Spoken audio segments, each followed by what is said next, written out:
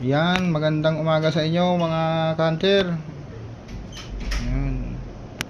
Nandito pa rin tayo sa bahay. Malakas pa rin yung hangin ng amihan, epekto ng bagyong Wilma. Hindi tayo makapalaot. Kaya gumawa muna ako ng mga wirik na pain. Yan, kasi wala na akong pamain. Ito yung mga ginawa kong wirik, oh. Yan, oh, mahaba ito isa, oh. Large wirik. Hindi ko pa ito na liha. Bali lilihain ko pa ito ng 1,000 na liha pang finish para makintab. Ayan, o. Makagawa tayo ng 5 piraso yung mga hahaba.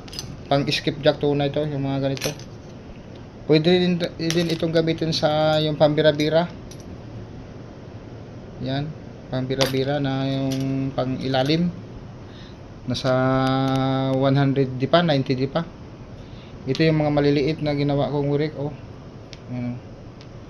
Liha na lang ang kulang nito. Lihain natin ng 1,000 para makinis kintab. Maliliit na wirik. Ayan, o, tignan nyo. Liha na lang ang kulang para maganda siya, makintab. Tapos lalagyan ng metal polish. Kaso wala pa akong metal polish. Ito yung mga wirik. Ito pwede rin ito sa tabi.